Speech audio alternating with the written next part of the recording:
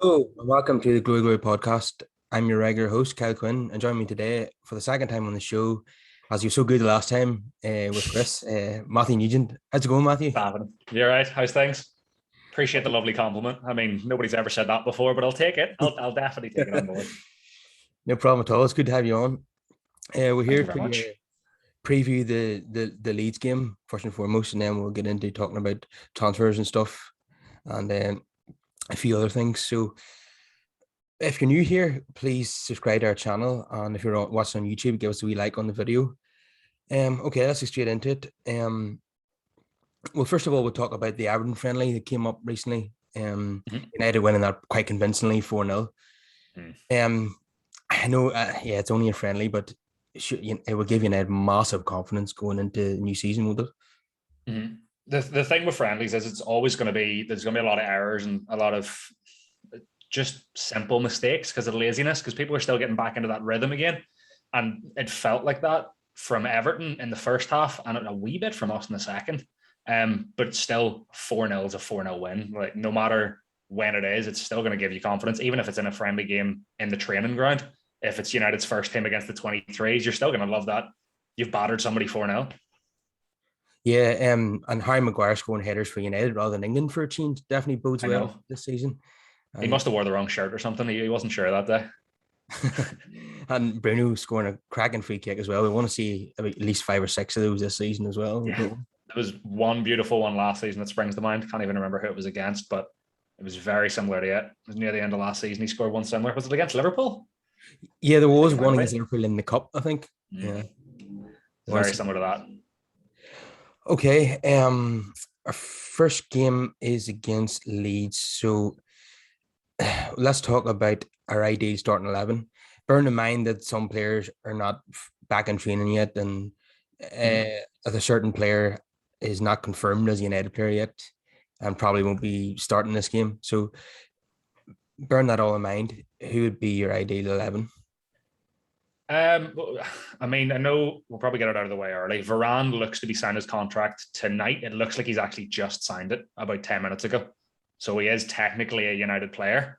It's just his unveiling's not happened. He's probably not been in training. He's still in his quarantine. So we can rule him out. The other rest of the back four kind of speak for themselves, with Luke Shaw more than likely starting at left back if he's cleared up that injury. I heard there was a little niggle or something that he might have had. But if he's fit, he has to start. Wan-Bissaka has to start. Maguire has to start. It's that other fourth spot that I'm kind of unsure on. I personally think it has to be Lindelof because he's just been made Sweden's captain. He's clearly doing something right. I think that if Varane's not playing, Lindelof has to be the guy for me personally. Yes, yeah, yeah. Solskjaer will select him anyway. He's always been the head of Bailly and Solskjaer's thoughts.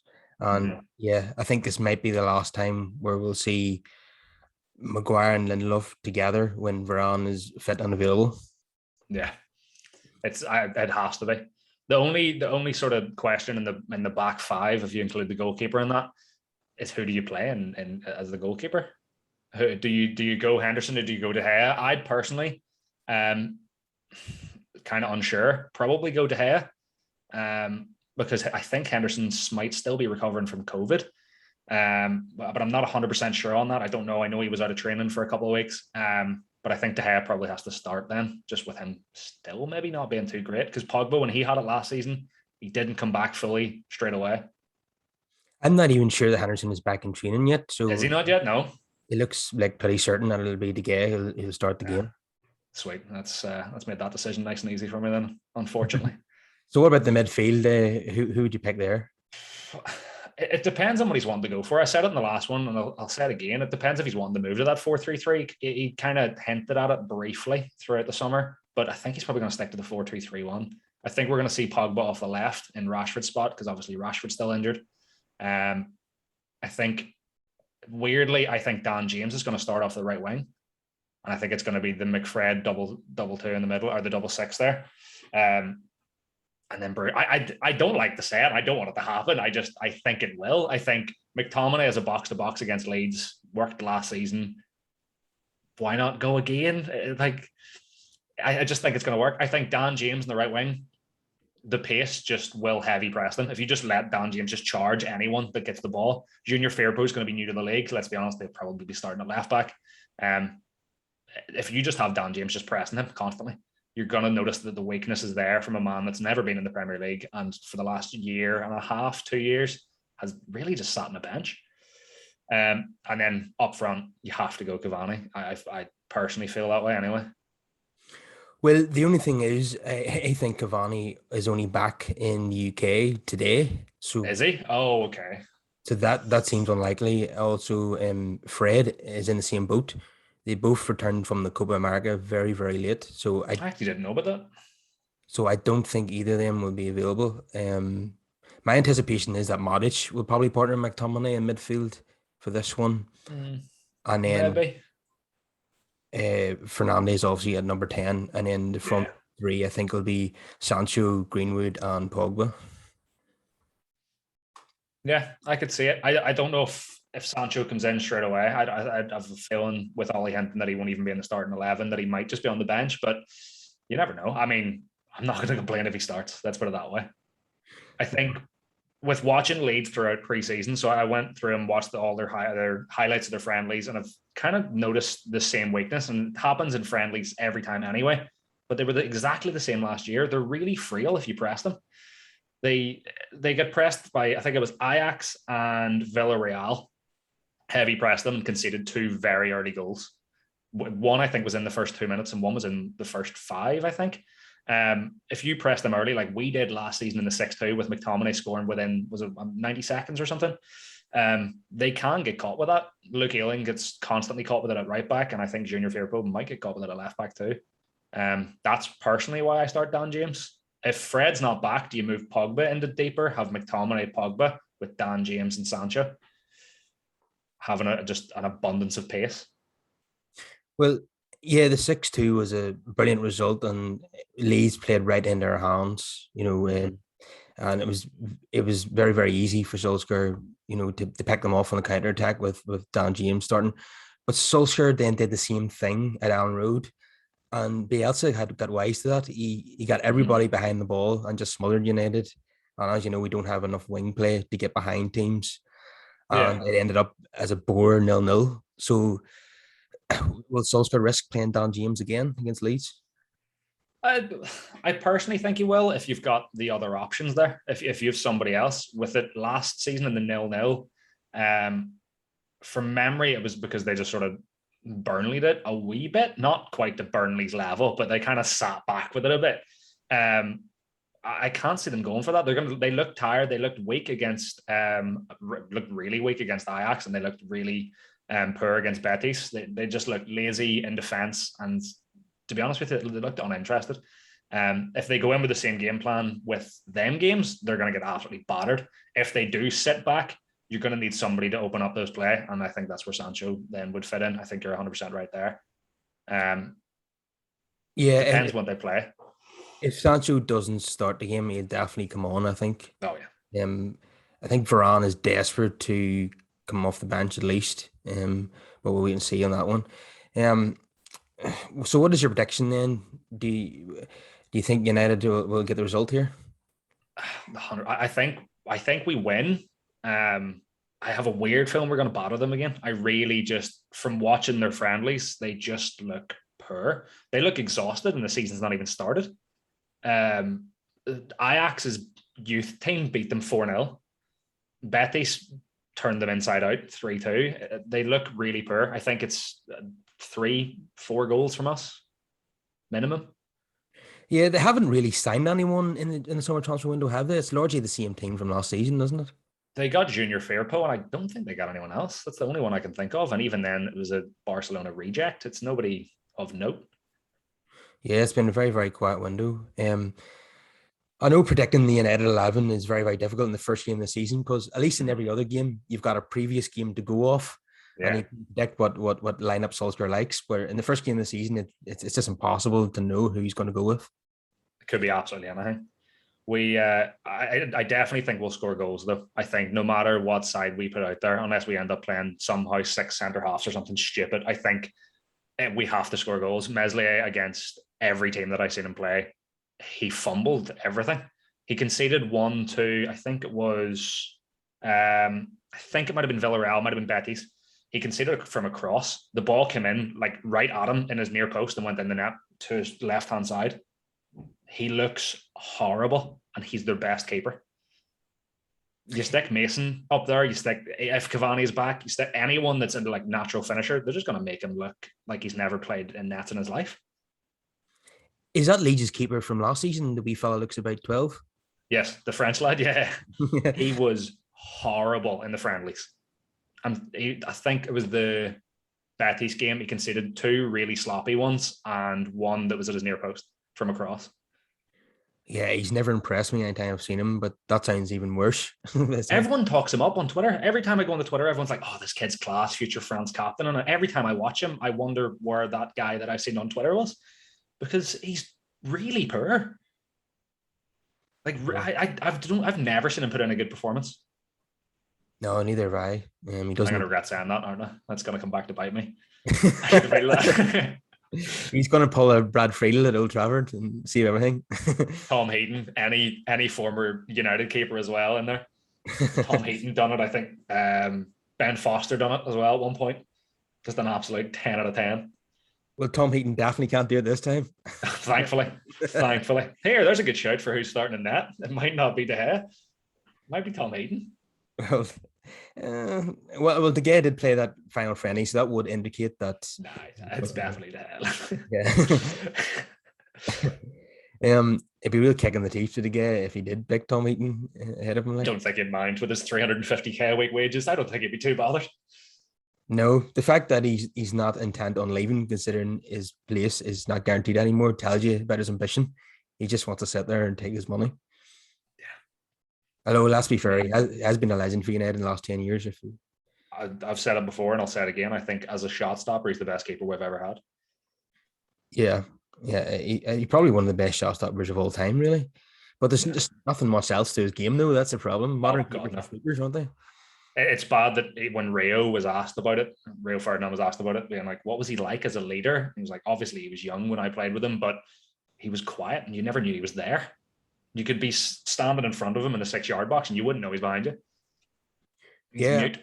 And Henderson's a very, very different personality, isn't he? He commands his area. He's very different. His class.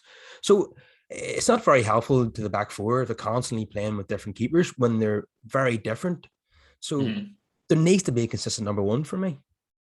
It's handy enough with Varane and Maguire now because they're both leaders. Maguire's the captain, obviously, and Varane at Madrid was alongside Sergio Ramos, and both were 2 very commanding centre-backs. But at Madrid, they never really had a consistent keeper. Like, it was constantly, we'll look at somebody else. We'll start Keylor Navas or we'll start Thibaut Courtois, but they never really had too much. Varane still looked unbelievable. I don't think it affects him that much. I think it affects somebody.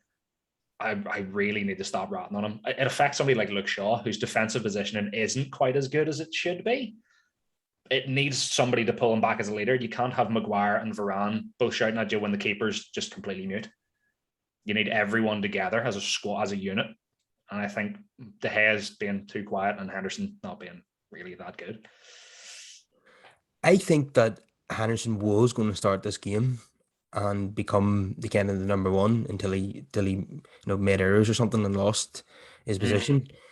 But obviously, with Henderson having long COVID or whatever it is, De Gea has had to start the season. So it's now De Gea's to lose, really, isn't it? Yeah. As long as he doesn't make any bad errors in the opening weeks of the season, I can see him keeping the position. But if he starts this keeper again of, when he sees the ball at his feet, then kicking straight out for a throw in, he looks lost. Anytime anyone passes him a ball as the ball is fit, he looks lost. He looks like he's never had that before. Yeah, and the timidness from free kicks and corners where he doesn't come for the ball really irritates me as well. Do you remember Dominic Calvert-Lewin's equaliser against 3-3 last minute? And De Gea doesn't go to him; he stays on his line. That really frustrated me. That's primary school goalkeeping. The first thing you do there is you charge a man down, make yourself look bigger, scare the shit out of the striker. That's rule one. If he starts doing that again, and if he does that again, Henderson's going to be straight back into the team once he's fitting well again. Within a week. without a doubt. Yeah, in my opinion, I think De Gea is a bit like Cassius when he was about 32. We've seen the best of him now, and Madrid were ruthless enough to get like he was a legend at Real Madrid, and they were ruthless enough to ship him off to Porto. United can't do that, unfortunately, because of the wages that he's on. Nobody else is going to pay that. Nobody's paying 350k a week for an aging goalkeeper, and De Gea is not accepting any less. Because why would you? Messi agreed half his contract at Barca, and then it got rejected, and he ended up taking more than what he had agreed to. Is De Gea going to take a half a pay cut? No, it's not going to happen. No, he'll be there at the end of his contract. I mean, Mata took a reduced contract. We can maybe just send in and be like, Mata, could you just speak to him and ask him to take half his money, please? Don't think it's quite going to work, but you could try. That's a long shot. Okay, we'll get into talking about Camavinga now. He seems to be the most likely of their potential midfield signings. Obviously, been linked with the likes of Saul Niguez and Ruben Neves as well, but it's gone a bit quiet on that front. Fabrizio Romano is still talking about the possibility of United signing Camavinga. So, do you think he'd be a good signing, and do you think he'd be able to play in midfield with Pogba, Fernandes, or Fernandes and Van der Beek, or Pogba and Van der Beek? Do you think he'd be good as a number 6? I really do like Camavinga. I think he's a great player. You know my love for Ruben Neves and how much I'd love him. I think he's a very experienced player, but Camavinga is a very different breed. He's still very young. He's only 2 professional seasons under his belt. I think if you can agree Pogba to a new contract, I think Camavinga joins. I think Pogba puts a word in the same way that he did with Varane. I think if Pogba leaves, I think you see Camavinga going to PSG, which worries me more than anything because that means you're losing the 2. I think the likelihood if we get Pogba to stay and sign Camavinga, I think that partnership could be electric. I think you're going to see the best out of Pogba alongside Camavinga, like you do at national level with Pogba alongside Kante, because they're 2 very dominant. Even though Kante's 5'7", he's still strong. Camavinga is the same. He's slightly taller. I think he's 5'10". He's still very strong and dominant in his area. I think if you have him as a lone 6, he will take time to adapt. I don't think you're going to see that happen immediately overnight. I don't think you're going to see him immediately be Fernandinho at his prime or Carlos prime. It's not going to happen. He's still very young. I think you're going to have to play him as a double 8 for at least a year to get him adjusted to the Premier League. Then maybe move him to the 6 on his own. And then even then you're going to see an adjustment period. With him in France, it's very different than what it's going to be for him in England. I would like it because his tackle numbers in France are obscenely good. But does that translate? That's the only thing I'd be worried about. Yeah, it very much seems as if Pogba is going to stay at United. United are willing to risk losing him on a free in the hope that he signs a contract during the coming season. And PSG signing Messi, it seems unlikely that they're going to sign Pogba as well after paying all that money for Messi's wages. I just don't see how they're going to be able to do that. Not even just Messi. They're trying to keep Mbappe at the moment. They've got Neymar to probably try and agree a new contract at some point. Mauro Icardi's wages aren't cheap. Keylor Navas's wages aren't cheap. Ramos's wages aren't cheap. They surely can't afford Paul Pogba. Yeah, apparently their wage bill is double that of Liverpool and United's. I'm not even surprised. Messi's alone is close of $1 million. Surely. Neymar's will be somewhere around 5, 6, maybe £700,000 a week. Icardi will be 200. Apparently, Ander Herrera was on £150,000 a week at PSG. That's a man that they don't even play. Who's been linked with a move back to United today? And would you take him? No, probably not. To be honest, if he comes back on a third of what he was earning at PSG, I'd take him back, but nowhere near his current contract. No, definitely not. No, I always thought I loved his passion for the game and his passion for United, and I always seen him as a fairly decent midfielder, but I never seen him as like a world class midfielder. He was never elite. No, he was very good, but he was never elite. He was never that creme de la creme. I think Christopher always puts us as a Rolls Royce of a player. He was never that. No, he's not. I know Christopher's not here, so I'm taking his words. I'm taking them on him. And there's no point in going back to a player that we, left us 2 years ago when he was 30 and then getting him back again. That doesn't make any sense. Okay. Camavinga, yeah, I would love to see him come and play and start for United right away. But Solskjaer sometimes seems reluctant to play players of that age. You know, Mhm. in the starting 11 immediately. Take Ahmad as an example, or Garner and other people like that. I know Greenwood's an exceptional talent, and he was able to get into the team at that age, but Mhm. not many others. Solskjaer doesn't like to take risks like that. But I would love to see it. I'd love to see Camavinga, Pogba, and Fernandes, or Camavinga, Van der Beek, and Fernandes. Mhm. That would be my midfield three. Pogba works really well with Conte because when Pogba takes a lot of risks on the ball to try and make things happen, right? Mhm. Um, at France, when he gives it away, Kante can sweep up and win the ball back. But we don't really Yeah. have someone like that at United. Well, Fred can win the ball back, but he just gives it away immediately again Yeah, because he's he's the such a worst. poor. So, do you think Camavinga could fill the Conte role at United? I think so. Personally, he's hitting 2.8 tackles a game, which is close to Ndidi numbers, which is the creme de la creme of tackle numbers. I think Ndidi has 3.6, I think, but nobody gets near that ever. Without like a doubt, it's always top three tackles in world football every year is Ndidi, Aaron Wan-Bissaka. It has been for the past couple of years. Camavinga was number three, I think, last season. It's crazy. He's hitting 0.7 interceptions and 1.1 dribbles a game. That's very good for somebody that is sitting in that defensive midfield role. Um, so I think he can develop into a six. I think he makes Pogba look elite the same way Kante does with France. Well, hopefully we can go out there and get him because Fingers crossed. I'm still really pissed off that we missed out on Jude Bellingham. And Yeah, Camavinga is in that bracket, another 18-year-old who is just an exceptional talent. And you would have him for 12, 15 years in your team. So I really want United to go out and get this done. I agree. The only worry I have with it is that all this talk about him wanting to play for PSG, and 3, 4, 5 years from now, it's going to be Camavinga linked to PSG for 40 million because it's the last year of his contract. And you're like, and here we go. It's Pogba all over again with that like constant lingering interest of Paris or, well, going back to France. That's what would worry me more than anything. But if you get 4 or 5 good years out of Camavinga and you win a load of stuff, I'm not going to be that worried if he goes to PSG because you just sign somebody else. Yeah, if he stays for 5 years and then pisses off the PSG, and we've won a few Champions Leagues and a few Premier Leagues in the meantime, nobody's I'm going not to buy complaining. him. The thing I like about Camavinga as well, he's left footed. It's very rare that you can get that. It opens our play a lot, which is actually really helpful for a number six in our team because you know what it's like. We focus so heavily down that left hand side. And with him being stronger on his left, if he's facing the opposition's half, straight ball on the left foot, the Rashford looped over the top, it's much easier for him to hit with that left foot. Same for Luke Shaw if he's overlapping. I think that's a good left. It's good to have a left-footed player, number six for us, with us being so heavy down that side. Because Sancho's going to want it to feet so he can dribble and move and create space, which from the left foot is a straight low pass.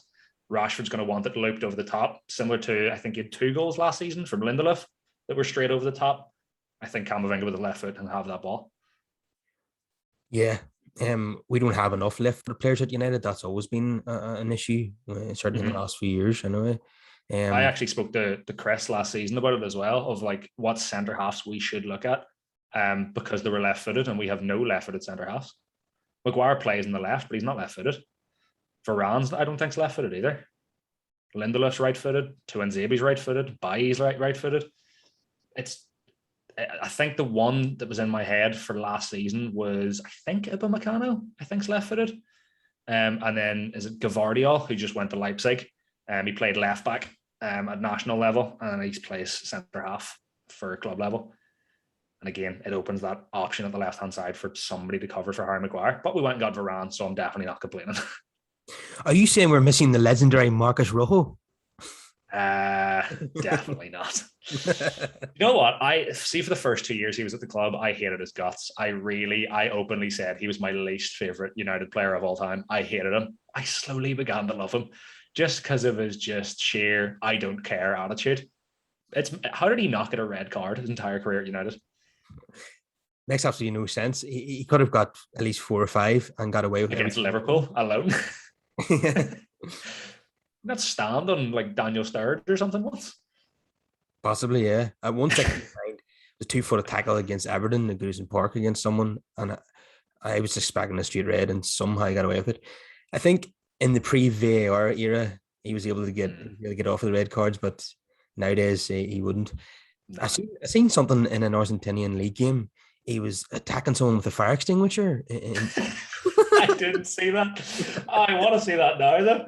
That's unbelievable. You know what? I do kind of like him, though. He's great on me.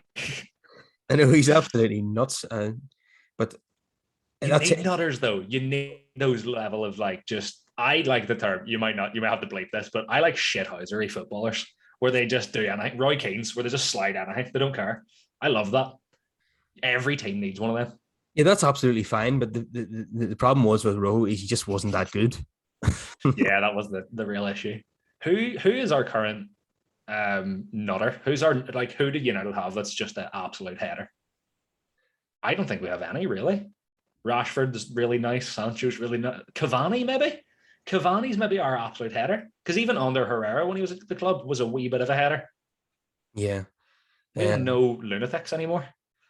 Yeah, I remember Herrera just grabbing Eden Hazard's shirt and just dragging him along. Like, was that the game where he just absolutely man-marked him for 90 minutes straight? Which one?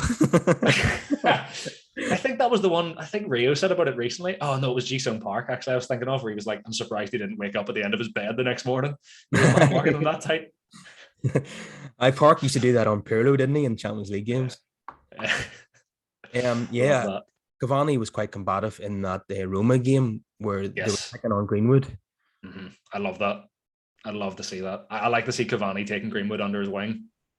It's just Cavani's one of the best number 9s of the past 10 years. And if he can just give Greenwood something, it'll be magic. Yeah, I think Greenwood has said that he's been learning from him on the training ground and on the pitch. So definitely going to be beneficial for his career, having another year with Cavani. Mm-hmm. Mm-hmm. It's the same with Rashford and Martial when they had Zlatan. It's somebody to look up to at the club. Maybe even Lukaku. I know he's a wee bit older or a wee bit younger, but still somebody who was at their prime, kind of, or slightly beyond in Zlatan's case. I don't know, maybe he wasn't. When was Zlatan's prime? His prime was for about 6 years in his mid-30s. It was probably back when we were children. Who knows? He had more goals after 30 than he did before 30, which is just crazy. I know, that is crazy. Okay.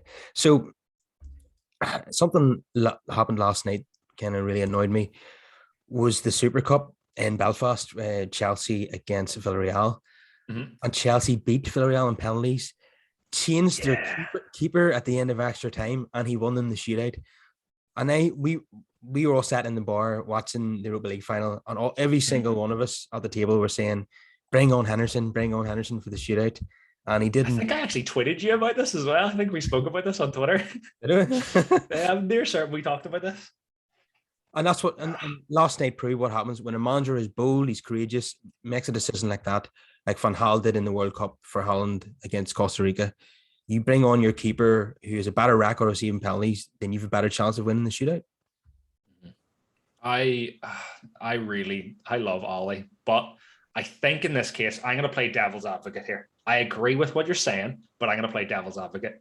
I think the reason he didn't do it is because you look at De Gea, and we're back in the 350k a week contract. You don't want that man's confidence to drop any further than it already has.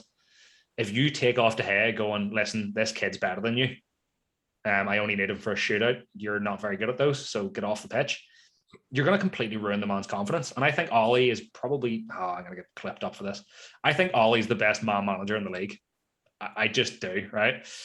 I think as a tactical guy, not the best. As a man manager, elite. And I think if you take off De Gea in the last minute of a game to go, this 23-year-old kid is better than you, you're going to shatter that man's confidence. Okay. If you're coming up to a penalty shootout in a final and you need to win your first trophy as manager, what is more important, man management or winning the trophy? I agree with you. I'm just playing devil's advocate. Yeah. Okay. We'll move on now. let's look further ahead in the Leeds game. Our first 7 fixtures are decent. Obviously there's no easy games in the Premier League. I know it's a cliche, but it's true. You can literally be beat by anyone. We could go away to Brentford and lose. That's what can happen in this league. But the first 7 games, what's going to happen to Arsenal on the opening day of the season. Sorry, carry on. Yeah. Yeah. So our first 7 games are very winnable. Do you think we should be targeting close to maximum points there and getting off to a good start? Bear in mind that normally we don't normally get off to a good start. Mm-hmm. So last season was Palace was the opening day of the season and we lost. Was it 2-1 or 3-1? 3-1. Which is just poor. I didn't watch the game because I was at work, and I was pretty glad that I didn't watch that game. I think from the first 5 games that we have this season, I think we should be getting maximum points. The only one that I'd be worried about, and I'm not even really worried, is West Ham. But I think if we can get a good run in the first 4, I don't think it'll be a worry then. I think we should thump Leeds. I don't think it should be a problem. Southampton in the second game, they look very poor. I think they've lost Vestergaard to Leicester as of yesterday for 15 million. They lost Ryan Bertrand to Leicester. So their back line is going to be very sort of stuck together with sellotape at this point. And then Wolves after that. Again, I think half their players are stuck together with sellotape. They've had that many injuries. I think the first 3 games we should pick up 9 points confidently. Should be in the ideal word there. Then we have Newcastle after that. Do I even need to say how bad Newcastle are? They are. I have them as candidate number 1 to get relegated next season. I really can't see them doing too well. I could say it about Steve Bruce, but he is useless. And then West Ham. Davy Moyes is going to want some vengeance again, as he always does. Was it last season when we had the Pogba up the wing outside of the pitch and he didn't shut up about it for about 3 weeks? I think he wants vengeance. It was a long ball from Henderson that kind of looped out of play a wee bit, and then Pogba scored a screamer from it. It was a pretty lame excuse for losing the game. I mean, United dominated the second half and deserved to win, so it was just them whinging. David Moyes whinging? Never. First I've heard of it. Yeah. So Leeds, Southampton, Wolves, Newcastle, West Ham, Villa, Everton. Hopefully we can get at least 6 wins in a draw there, if not 7 wins. And then we're going into the hard fixtures. I think Leicester away is first, and then we're playing someone like Liverpool or City or something. It starts getting a bit harder. But I don't, if we win all those opening games and then we lose to one of the big boys, I don't mind, because we've got a lot of points on the board. We don't want to go into the games against the big sides needing to win. Yeah. I think if it can happen and we do pick up, say, 12, 15 points in the first sort of 7 games or whatever, I think you go into the Liverpool game with a load of confidence. The problem with that is I don't think we play well when we're very confident. I don't know why. I don't know how that makes any sense. It's completely illogical and it doesn't stand. But we look better when we're the underdog every time. And I don't know if Sancho and Varane change that. I don't even know how that would work. But I think if we go into the Liverpool game after losing to Leicester or something stupid like that there, I think we batter Liverpool. I think if we go in with too much confidence, it could be a problem. I think we need a draw in there, some level of minor slip up. And then we'll go, we need to put the foot down here and batter Leicester and batter Liverpool or something. Even if Rafa Benitez shows up at Everton, still raging about Fergie 10 years on, and gets a draw out of it or something, that'll give us the fire under the belly that we'll need. I think United definitely probably will lose one of those games away to West Ham or something, away to Villa, or I know it's probably at home to Villa, but we'll probably lose one of those because that's definitely something we would do. And then we'll go and beat Liverpool and beat Leicester because that's what United do. I remember last season when City were running away with the league, we weren't really playing that well. We went to the Etihad. They were hot favourites to batter us, and we won 2-0. Yeah. It was a beautiful game that day. It was a very good game. I think that ended. Was that the one that ended their 28-game unbeaten run? Yeah. Great stuff. And Luke Shaw scored. Don't even start me. I think we talked about this on Twitter. I'm not Luke Shaw's biggest fan, but if he scores against City, I'm a happy boy. I'm not going to complain. Yeah. Showberto Carlos. I hate. Do you know what I hate about it most? The fact that Roberto Carlos himself commented on Luke Shaw's post. That annoyed me the most about it. The worst thing about it is I talked about Roberto Carlos, they made a mine a few months back, being like he was a massively overrated footballer. He could only go forward. His defensive stuff wasn't great. And then Luke Shaw starts having a really good attacking output with his really poor defending positioning. And I was just like, Roberto Carlos does make sense. Yeah, I think Trent Alexander-Arnold is something similar. He's very good going forward, but he's a poor defender. You wonder why these guys are even playing in the back four. Why aren't they playing further up the pitch?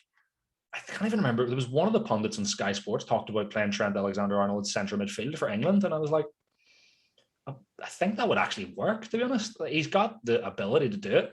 Although I think it was the same guy that said he had a better cross than David Beckham, so maybe they don't know what they're talking about. So who knows? Yeah, he would need to be playing on the Guardiola for that to happen, because that's the type of thing that he does, putting right backs in midfield, like Philip Lahm, for example. And Chancelo as well. Yeah. Okay.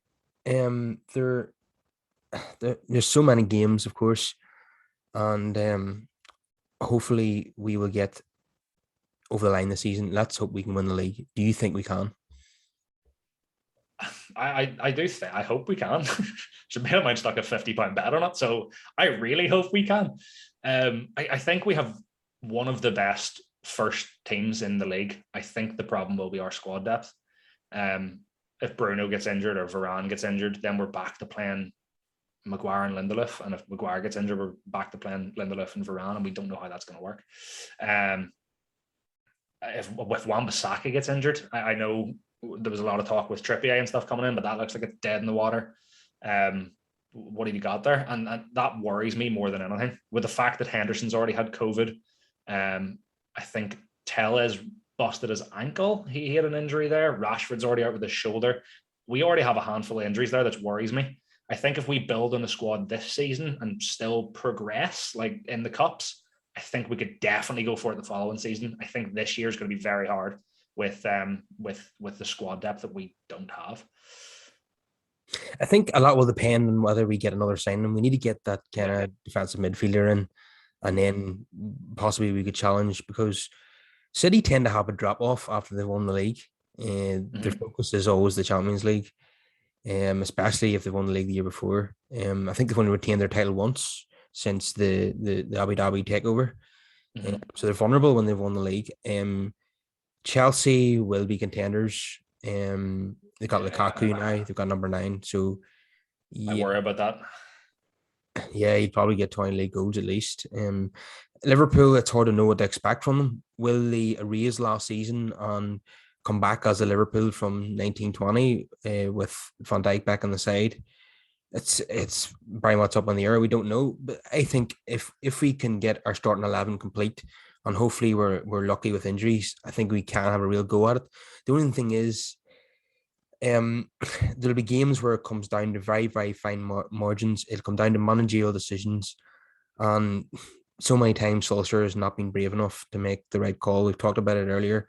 There's times where he doesn't make substitutions to the 85th minute, and it's very, very frustrating. And these fine margins could be what loses the title by 1 or 2 points. Mm-hmm. So it is a worry with him making such late substitutions. He only does it from time to time, but we have seen him do substitutions in the 60th minute and at half time. But it's so rare that you never know what he's going to do with it, which can, I suppose, be a good thing. Well, Chelsea worry me more than anyone. I don't think Lukaku is going to score as many goals as everyone thinks he's going to. I think he's going to be a very good player, but I don't think he's going to score Thierry Henry numbers or Ronaldo or Salah numbers. He's not going to do that because Thomas Tuchel sides tend to press heavier, which means they tend to control the ball more. So if he does score, it will be sort of spread across the team. So Lukaku will get a few here or there. Werner might score one of his 1 million chances. I think they're the biggest worry out of everyone, personally. I think, as you say, City tail off and worry more about the Champions League, which I think they're going to do again this season. And with the fact that Pep's contract can only be so long, and that's his one wish, was to win City the Champions League. I think he needs better wishes, personally. But I'm definitely getting clipped up on this one, but I just don't think Liverpool can get anywhere near to where they were 2 seasons ago. I think Van Dijk's not going to come back the same as he did before the injury. I think Joe Gomez is massively overrated as a player. I think Joe Matip is just average, and I think Konate could actually be their best defender this season, and even then, he's massively unproven. Yeah, well, that's very interesting because I spoke to a Liverpool fan on my Ultimate Football channel, and he was very, very confident that they were going to be back in business this season. So No, one of you has to be wrong. it's not me. I refuse. Everyone on my work not everyone, but 90% of the people on my work are Liverpool fans, and I have had abuse for weeks for that opinion. So just need to get off my chest somewhere publicly, I think. You're taking a very, very big gamble there if you're working with all those Liverpool fans. Oh, I just run away from them. It's fine. Okay, so like you mentioned there, the Kieran Trippier deal looks dead in the water. This probably means that Dallo will be back up to Aaron Wan-Bissaka. Would you be happy about that? Not even that I'd be happy about it. I'd like to see how he develops. I didn't like his attitude when he was playing for Milan last season against us, which bothered me more than anything. I watched I think it was the first game, I can't remember. It was one of the games where he played against us, and he just looked like he wanted to beat us because it was us. And I didn't like that attitude. I like the sort of good attitude towards your former club being put in quotation marks, considering we still employ him. But he just looked like he hated us. So I don't know how I feel about it. I'd rather maybe Ethan Laird coming through, but he looks like he's going on loan to Swansea, with Russell Martin being the manager there, who had him at MK Dons. So we'll have to play it by ear. I'd have rather had Trippier. I really, really would. Or Trippier. I suppose he's actually from Bury, so it's definitely Trippier. But if we can't get him, we can't get him. If you sell, I don't know, Matic for 20 million, do you bring in Trippier? No, you worry more about the defensive mid spot. I think Trippier is the least of our worries, to be honest. Yeah, I'm not really bothered about the Trippier deal. I mean, we spent 50 million on Aaron Wan-Bissaka not so long ago, and Dallo was a very good attacking fullback, so it shouldn't be a priority. Our priority should be midfield now. We've got a right winger and a centre back. So coming on to departures, the most likely departures seem to be Andres Pereira and Lingard, which it doesn't feel like anything's changed because they weren't at the club of the second half of last season anyway. It feels like just selling somebody who used to work in the canteen or something that you just didn't even know was on the pitch, because I haven't seen them play for us other than friendlies. I know, and Pereira is the preseason Pirlo, isn't he? Yeah, I love that. I love that nickname. It's my favorite United nickname of all time. Because he just, like, the banger that he scored in the preseason of the game, you're like, no, he lives up to the hype. Yeah, in normal circumstances, if a young player or any player scored that in preseason, you'd be absolutely buzzing, going, get this guy in the team. If he's going to do that every week, we're on to a winner here. But everybody's 3 seasons in a row. But everybody's seen him. He started off having a good preseason back in 2015, and he's done it nearly every preseason since, and he hasn't brought it into the actual meaningful games. So, no, he scores like an absolute wonder goal, like Tony Yeboah all those years ago in the Premier League, and no one even batted an eyelid. No one cares about Pereira anymore, with all due respect. I really wanted to believe that he was going to be good. I really did. I tried so hard to think he would be good, but he's just not it. There's something, it's his decision making. It's similar to Fred. They just have really, really bad decision making. And I think they get really nervous in big games. I heard somebody talking about Dan James recently and how, like, he's really good for Wales because he's a big fish in a small pond, whilst at United he's a small fish in a big pond, and it's just a mentality thing. Andres Pereira could be the same thing, but it's with preseason. So he goes into a preseason being like, right, I'm going to solidify my spot. I'm going to be good this season. I'm going to absolutely smash it. And then it gets to the season and it's like, right, you're on the bench next week. I might sub you on for 10 if you come on. I need you to impress. And then he just doesn't know what he's doing. He gets nervous and he can't do it. I'm assuming that's what it is, but again, that's all it is, an assumption. If you can get 15, 20 million for him, you snap their arm off immediately. Yeah, it seems as if Lazio want to take him back on loan, but United quite rightfully want to sell him permanently. At this point, I don't care, even if it's 4 million. Let's just get him off the books. Would you do a loan to buy? So if they say, we'll give you 2 million now for a loan, and then at the end of the season, we'll give you another, say, 8. Would you agree to that? Yes, but I think he only has 1 year left on his deal. Oh, does he? I thought he had 2 left on it. Yeah, it's hard to know. If he does have two, I'm not 100% on that. Then yeah, we'll do that deal. But if it's only one, then we need to sell him now. With regards to Lingard, it seems as if West Ham are not willing to pay the fee that United want. So it might depend on Arsenal getting Madison and then Leicester coming in for Lingard. That might be their best chance of getting him off the books. Otherwise, he might have to stay. But Arsenal signing Madison seems unlikely. £70 million is going to cost them, and we know that Arsenal are broke essentially. So I can't see that happening. Not even that they're broke; they're making ridiculous business at the moment. They're trying to get Aaron Ramsdale for 40 million. The man's not worth more than 10. So if they spent 70 million on James Madison, I wouldn't even be surprised that they've spent a ridiculous amount of money on a player that's not worth it. I'd be more surprised that they're spending money. If they can do that and we can get, say, 20, 25 million for Lingard, I really do like Lingard and I'd love to see him succeed. But if you get 25 million for him, he's what, 29 now? I think you take it. I think this is like I'd said to you beforehand, I was like, I have a wee bit of a hot take that I'd quite like to go on. And I think if you can get 25 million for Lingard, you go after Mario Götze. You're going to need a backup to Bruno. I think Götze is playing at PSV at the moment. He's in his last year of his contract. He's currently sitting with, I think he played 20 games last season, one of which was a friendly, one of which was in the Champions League, and then 17 of which were starts in the Eredivisie. So he's used to playing a bit part role. He had 13 goal contributions in 20 games from off the bench. I think if you can get maybe Lingard for 25 million off the books, his 120k a week wages are rumored thereabouts, and go and get Götze, who will happily sit on your bench and play 15, 20 games. Yeah, you have to do it. Personally, that's my opinion. Yeah, as much as I wouldn't mind that, I suppose we are a bit stocked in terms of attacking midfielders. We have Pogba, Van der Beek, and Fernandes, and Lingard at the moment. So Lingard goes, there's probably no need to replace him really, but I wouldn't be against Mario Götze coming to United. He's a player I've always liked. Just think the priority is a more defensive midfielder.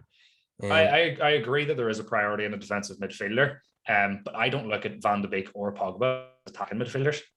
I look at Pogba as an 8 who needs a number 6 behind him, and I look at Van de Beek as an 8 or a 6 because he played as a 6 at Ajax in a sort of Carrick mold.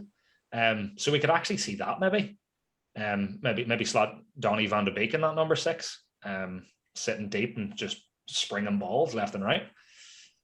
You never know. I wouldn't mind that. He has been bulking up and working on his conditioning in pre-season. So it all depends on what Solskjaer has in mind. But I would have him play anywhere in the midfield because I'm a big fan of him. I've seen him playing in the Champions League for Ajax on that run they went on where they nearly got to the Champions League final, only for Lucas Moura. Which is a sentence nobody's ever said. Van de Beek was fantastic against Real Madrid and Juventus and Tottenham in those games. So we know what he's capable of and want to see that happen at United. And we know there's versatility in him. He can play anywhere in the midfield. Speaking of Ajax, though, we're seeing a massive collapse over in Barcelona. Do you go to Barcelona and go, "Hiya, can we have Frankie de Jong, please?" There's an elite number 6 right there. Yeah, who knows? United might try and exploit the situation in Barcelona because they still haven't even registered Aguero yet. So there's no. I thought they did. No, have they still not done it? Unbelievable. Surely they have to now Messi's gone. Or can he just bail because he only went there because of Messi? Yeah, he must be pretty pissed off right now. What a shit show it is at the new camp. But yeah, it's a shambles. I mean, Ronald Koeman's there. Are we surprised that there's a shambles going on? It was a shambles at Everton when he was there. It was a shambles at the Dutch national team. Anywhere he goes, a shambles follows. Yeah, I don't think he's helping the situation, but the head of the club is being run as well. It's also a complete shambles, and they've suffered obviously from having no fans due to COVID. And you see any club that was in financial difficulty before the pandemic has finished them off. And the Spanish clubs are a prime example of that, which is why I don't see any of them winning the Champions League in the next 5 years. I think it's a real chance for English sides to get a few Champions Leagues on the board. PSG will obviously be a big threat to that, and Bayern as well. Well, that brings I me on think nice. Bayern's the massive threat for next season. Well, that brings me on nicely to we predicted that United will win the league, so we're pretty sure about that, I'm So, definitely not pretty sure, but I'm confident. but I'm on the Champions League now. PSG will obviously be the bookies' favourites, but who's favourites in your mind? Personally, Bayern Munich. I think I've said it for 3 years in a row now that Bayern are the favourites going in. I think Nagelsmann's a great coach. All he did out-tactic him in the last season in the first game against Leipzig. Just putting that out there. It's got completely no relevance to anything, but I just wanted to put that in there. I think Bayern just have too good a squad. I don't know what it is with their coaching team or their medical staff, but they just have obscene conditioning. We talked about Donny van de Beek bulking up. The man's put about 20 pounds on. Goretzka and Lewandowski and their own's put about 40. They're like huge. Lewandowski's run about like a bodybuilder. He's massive. I think Bayern are always going to be favourites. PSG, with the fact that they've just brought in Messi and have a front three of Mbappe, Messi, and Neymar, of course, they're bookies' favourites. The only thing with it is PSG have a gaping hole in their backline of squad depth. They've got 3 centre halves, 1 right back, and even then he's a right wing back, and then 2 left backs, one of which is severely injury prone. Okay, so what about United?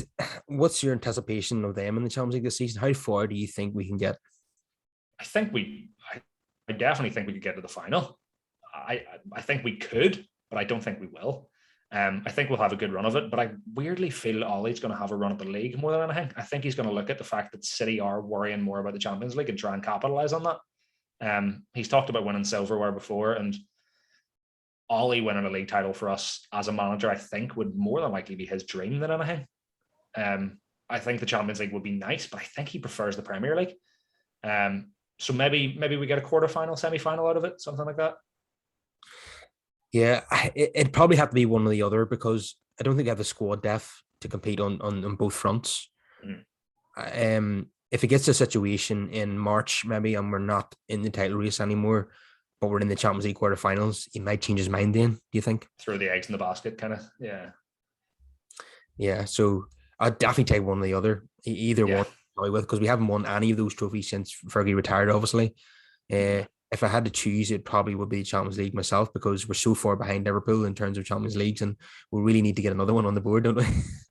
Yeah, I am kind of glad that we didn't win the Premier League last season, because I agreed to a tattoo of Ollie if we won the league in the year 2021. I agreed to that, so I'm glad we didn't win it last year, but I'd happily want us to win this year. Personally, would prefer the Premier League because we are still ahead of them, and I'd like to keep that number in front. Then maybe go on to Champions Leagues and try and catch them on that. But I'd like to, solidify how many league titles we have ahead of them first. The fact that we're even talking about this again is it's extreme progress. Yeah. I can only remember 2 years ago when I was worried about not even getting top 4. Now we just think that's a formality now that we're definitely going to get top 4, and that's the way it should be. I was worried that we were going to turn into another Arsenal, and nobody wants to be Arsenal. Oh, definitely not. Yeah. I was saying earlier that Arsenal are broke, but they're not really, are they? They like to give off the perception that they're broke, but then they go spend wild sums on Ben Smith and on Ramsdale. It's just they've got money, but they're just spending it very poorly.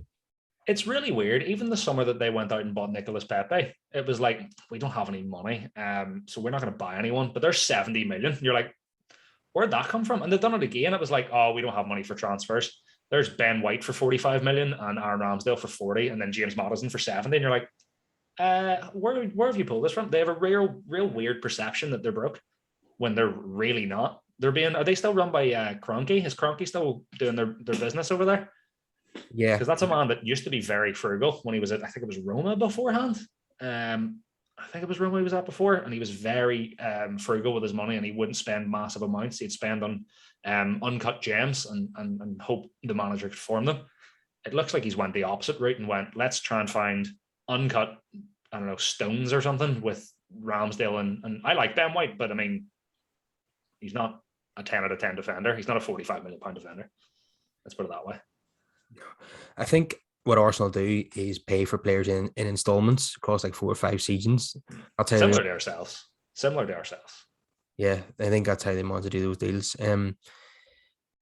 I think we're also due a windfall from the Lukaku sale to We're Chelsea.